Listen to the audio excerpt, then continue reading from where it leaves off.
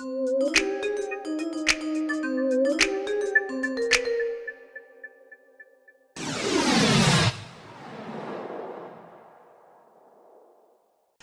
going on, everybody? This is the TheGameHuntah channel with another episode of Star Wars Commander Rebels, and in this episode we're going to review a couple of replays on defense, because I have been receiving a lot of requests for defense with the Empire and with the Rebels. Alright, so from time to time we're going to be doing some defense replay review, okay, because that's probably one of the best ways to learn about how to modify, how to make changes in your base to be more effective on defense, right? By the way, just want to give some information about the alliance. I just finished cleaning the alliance, the Rebel alliance, called Pedro's Alliance, as you can see on the screen. Right now we only have 15 because I'm already getting rid of probably 10 or 12 members that were kind of inactive. I just reduced the requirements medals from 3,000 to 2,000, so if you guys want to join and have some fun, just send a request to Pedro's Alliance. Alright fellas, let's take a look to a couple of replays, shall we? Let's go. Alright, let's go. Defense number 1. Danduin against 3 AT-ATs. This is going to be a big challenge. We got one AT-AT in the top of the base, regular AT-AT. We got another one coming from the right side, which is going to cause a lot of trouble, and elite AT-AT coming from the left. This is one of those tough ones, but the good thing is that after bringing down the shield generators, I got so many rocket turrets in front that those AT-AT, the two regulars, went down in 2 seconds. Only the elite AT-AT still in one piece. I see my droid deck. You see my droid deck, a sentinel rolling all over the place. This is not a good fight. Elite AT-AT is gonna completely destroy my droid deck. And I have a couple heavy soldiers, rebel soldiers, which are gonna die in 2 seconds. TIE fighters, goodbye. That was a nice try. Really sad try. But in the meantime, the base is still holding quite okay. I can see my opponent deploying a couple of the stormtroopers in different locations, trying to gain more percentage of destruction. But things are looking okay. Once that I was able to destroy the two main AT-ATs in the top and the right side, the elite AT-AT is having some issues trying to get close to the base. Plus, he was losing a lot of time dealing with the droid deck sentinel and also with the other infantry units that I have in the squad center. Even when the unit didn't even reach the elite AT-AT. Elite AT-AT is going down. Yes, indeed. And the rest is just not a big problem. All right. Couple stormtroopers, a heavy stormtrooper in here, and that will do it for this one. There is no chance, and we're gonna probably end this defense with approximately 45%, which is not too bad. Really close to the 50%, but we were able to survive. See, this is the other place desperately trying to deploy some unit in different areas, trying to get that extra 5%.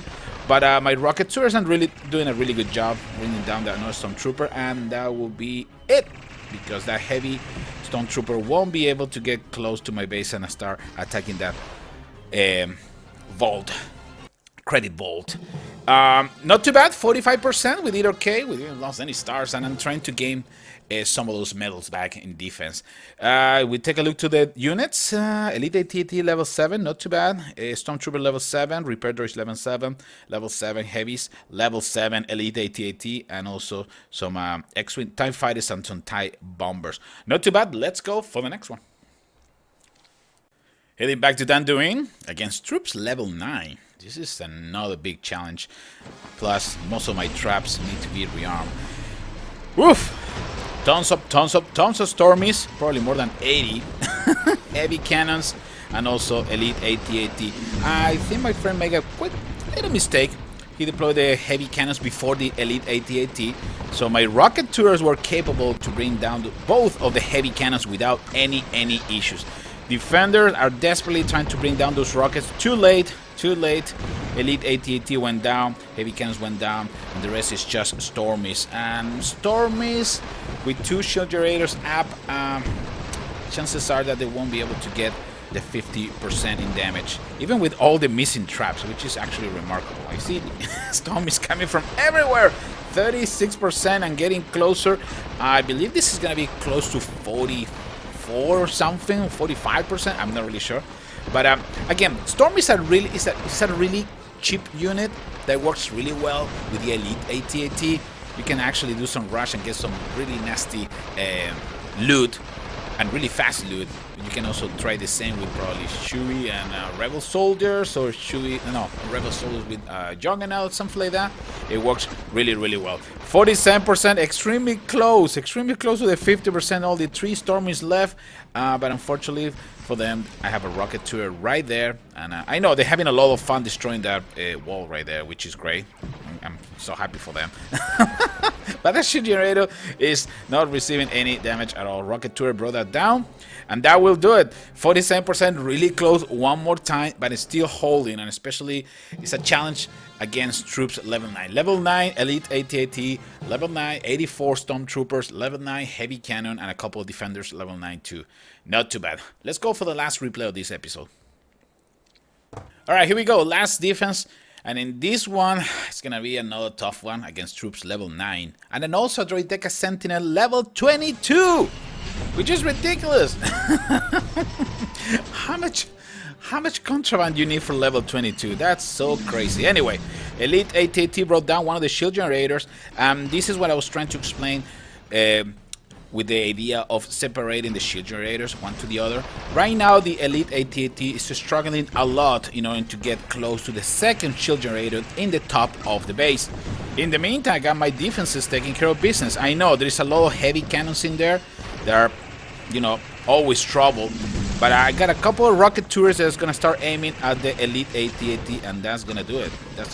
I think my friend deployed the repair droids way too late, and here comes the Skiff. Skiff is a deadly unit against vehicles. That's exactly what happened. We were able to blow those guys down in 2 seconds. Droideka level 22 in a shootout against my Droideka level 2, and surprisingly I was able to prevail.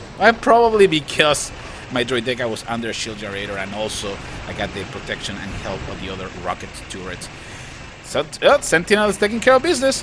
It is worth it to have this guy and upgrade this guy as much as possible. Even when in offense is not that effective, it tends to die extremely fast. On defense is just a monster, completely destroying his base, and he just come back to the base and say, you know what? That's it. Get out of my base. Alright, fellas, I hope you guys enjoyed this episode of Star Wars Commander Rebels on defense. And get ready for the next one. It's going to be really, really soon. I'm doing a lot of Star Wars before the release of the movie and after the movie. Of course, we're going to be dedicating the channel a lot to Star Wars Commander because, well, that's one of my favorite games. Alright, fellas, this is TheGameHuntah. Don't forget, like, subscribe, share my videos. I'll see you in the next one.